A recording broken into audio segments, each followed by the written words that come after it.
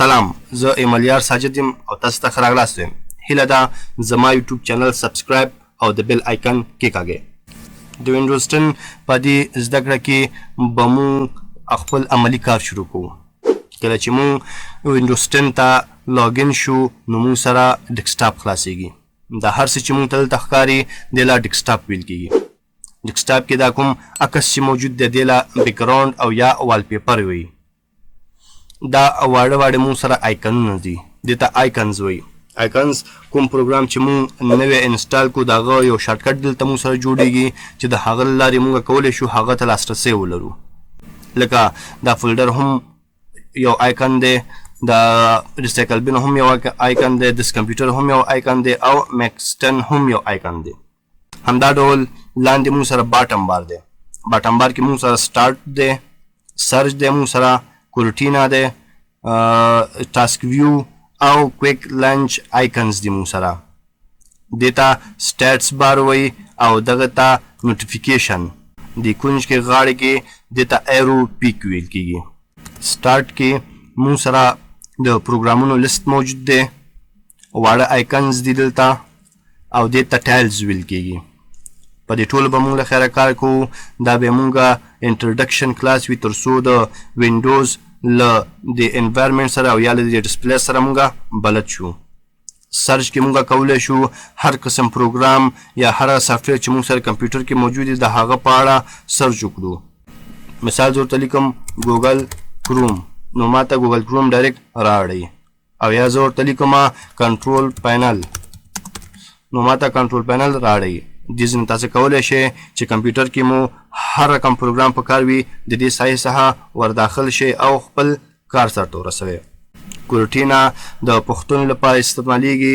کولی شو دې څخه پوښتنې وکړو، د خپله مونږ ته د انټرنټ څخه جواب راخلي او مونږ ته یې وړاندې کوي.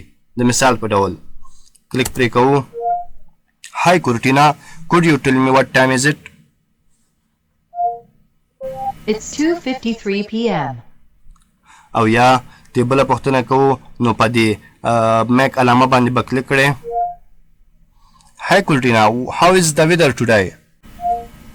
The forecast shows partly sunny skies with a high of 102 and a low of 79, with a good chance of rain. Right now, it's mostly sunny and 102. په همدې ډول سره چې هره پوښتنه تاسې ولرئ کولی شئ دې ځای کې مطرح کړئ. تاسو ته به معلومات له انټرنټ څخه راخلي او وړاندې کوي به. بل مونږ سره ټاسک ویو دی. ټاسک ویو مهمه دنده د بل ډیسکټاپ جوړول دي. د مثال په ډول سره دلته ما پروګرامونه خلاص کړي، غواړم یو بل ډیسکټاپ جوړ کړم یا بل ډیسکټاپ ته لاړ شم چې هلته پروګرامونه نه وي خلاص، نو په ټاسک ویو باندې به کلیک کړئ او نیو ډیسکټاپ باندې به کلیک کړئ.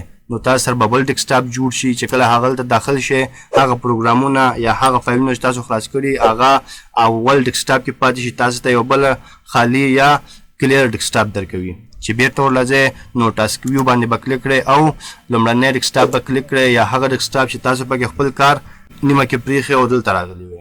په همدې ډول ټاسک ویو کې مونږ کولی شو چې وګورو مونږه تیر میاشت کې یا روان میاشت کې کوم کارونه یا کوم اکټیویټیز ترسره کړي. ټولو لیست ټولو کارونو نتیجه تاسې له دلته ښیي چې تاسې کوم پروګرامونه اوپن کړي وو او کوم پروګرامونو کې مو کار کړی و. سرچ کې تاسو کولی شئ خپل اکټیویټي سرچ هم کړئ. لکه تاسو یو کار کړی و سمدیا د ورته چیرته هم صف کړی و یا کوم ځای کې هم ساتلی و، نو تاسو کولی شئ دلته د هغه په اړه سرچ وکړئ. سرچ باندې به کلیک کړئ. مثال زه ورته لیکم د فاینل په نوم چې ما سره کوم فایلونه دي یا کوم کارونه دي هغه راته راوښایه. نو ما سره 2 فایلونه د اګست په 10 باندې موجود وو چې دواړې راته راوښودل او موږ یې دې ځای نه کولی شو ورته لاسرسی ترلاسه کړو. بل موږ سره کویک لنچ آیکنز دي. کویک لنچ آیکنز مونږ ته دا سهولت راکوي تر څو کوم پروګرامونه چې مونږ ډېر استعمالو د هغه لپاره دلته شارټکټ جوړ کړو او په اسانۍ سره ورته لاس رسی ولرو. مثال که زه غواړم دې لپاره دلته شارټکټ جوړ کړم نو کلیک به پرس نیسئ او را بیا دلته به خوشې کړئ. تاسو سره به دلته شارټکټ جوړ شي. او یا په بله طریقه د کوم پروګرام شارټکټ جوړوي په هغه به رایټ کلیک کړئ او پین ټو ټاسک بار باندې به کلیک کړئ. به تاسو سره ټاسک بار کې ایډ شي. د ریموف کول لپاره به په هماغه شارټکټ رایټ کلیک کړئ او unpin from taskbar به کلیک کړئ. تاسو شارټکټ به له ټاسک بار څخه لرې شي.